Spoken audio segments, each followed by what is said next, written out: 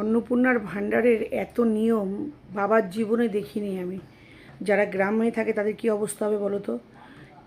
টিকা কাকে দেওয়া হয়েছে, বাড়ির ডিটেলস, জমির দলিলের ডিটেলস, কটা যানবাহন আছে, তার আবার ইঞ্জিনের নাম্বার, এইগুলো ভাই কে দেয়, কে করে এগুলো?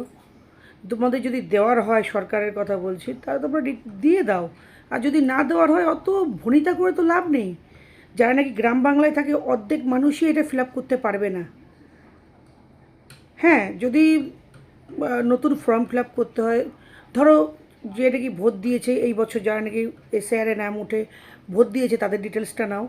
যে ভোটটা দিয়েছে তারা ভোট কার্ডের নাম্বার বা তার প্যান কার্ডের নাম্বার, কে কার বাড়ির দলিল দেয়।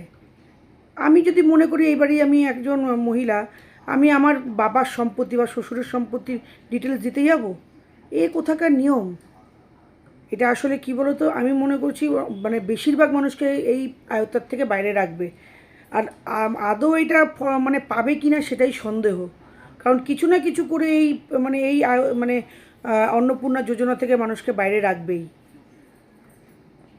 যারা নাকি গ্রামে থাকে তারা তো মানে বেশিরভাগ মানুষকে দেখছি রাতে 2টোর সময় বেশ মানে অনেক জায়গায় সাইবারটা খোলা, মানুষ ব্যাংকে ডিটেলস দিয়ে গেছে। আমার প্রাইভেসি ব্যাংকে কী আছে না আছে, বা আমি আমার কথা বাদ দাও, আমি ধরো অন্নপূর্ণার ভাণ্ডারের জন্য আমি ফর্ম ফিল আপ করলাম, আমার সন্তান কি আমার বর কি আমার শ্বশুর মানে পরিবারে কজন আছে তাদের ডিটেলস দিতে হবে।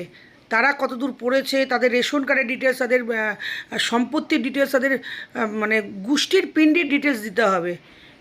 ওই 3,000 টাকা সরকারের খাতায় রেখে দিক না, এটা না দেওয়ারই হচ্ছে একমাত্র ইচ্ছে। সদিচ্ছা থাকলে এত নিয়ম হতো না।